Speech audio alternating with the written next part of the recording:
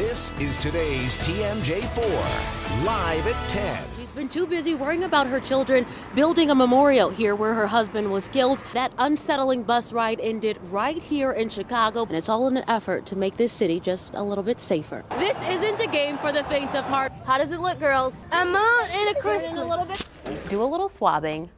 The desire to share their talent with as many people as they can. If the water park does close, it won't open for another warm weather season. He was down here checking in. He then went upstairs to board his plane, and he says he had one thing on his mind: helping others. Being out here today, I got a really good idea of what communal heartbreak looks like. Hundreds of people gathered right here in the middle of 23rd Street. They prayed and then they marched, chanting justice for Justin Evans Jr. Bullets have taken away one of our sons, Justin, and our hearts are broken, Lord. Those broken hearts now gathered in the middle of 23rd Street near Nash. It's also here just yesterday. 6-year-old Justin Evans Jr. lost his life when he was struck by a stray bullet. I'm just tired of it. I'm just honestly tired of the gun violence. Angel Lewis is Justin's aunt. She says her nephew was visiting his grandmother before going on a fishing trip with his stepfather Saturday. Before he left, he got out the car to tell his mom bye, but Justin never made it past his grandmother's doorway. You saw all of those babies out there and you guys still chose to shoot. And they took away my 6-year-old nephew. It's so hard to cope with. I can't. Lewis's pain is part of why this community is presenting a united front. We want justice! We want justice! They're marching for justice for Justin Evans Jr. and peace for a city plagued by the pain of innocent children losing their lives to gun violence. If anybody has any leads about my nephew's killing, he honestly did not deserve that. And my sister did not deserve to watch her baby die in her arms.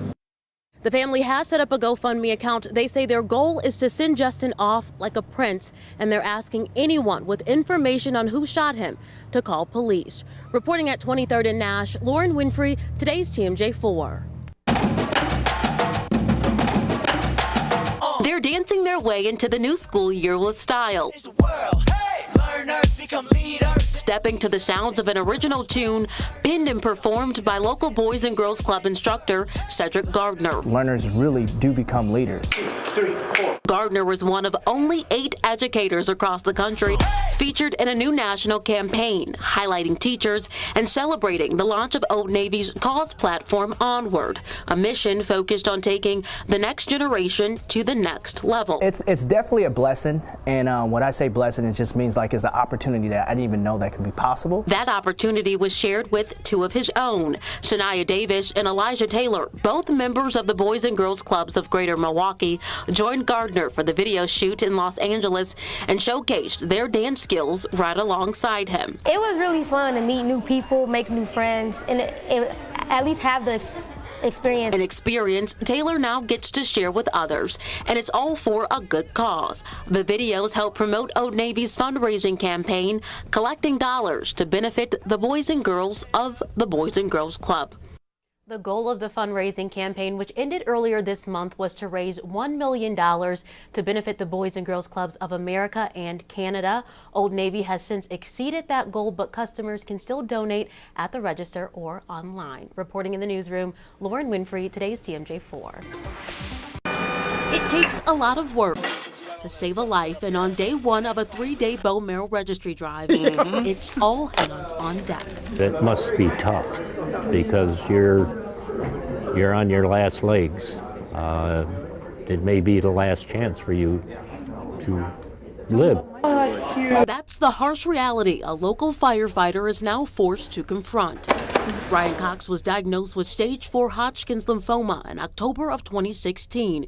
And although he's used to battling fires in his career, this is the biggest blaze Brian has gone up against thus far. There's roughly 30 million people or so that are in the registry, and in that whole big group of 30 million people, I don't have a match. Thanks for coming out. That's why he and his band of brothers are issuing a 911 call of their own, asking anyone eligible to join the National Bone Marrow Donor Registry in hopes of being the match for Brian or another patient awaiting a transplant. I'm to the point where I know that I need help, and I know that I need a lot of help. And the process is just this easy. Grab a form, grab a kit, do a little swabbing, and you too could be on track to being a match. But he hasn't given up hope, and his support system is unwavering.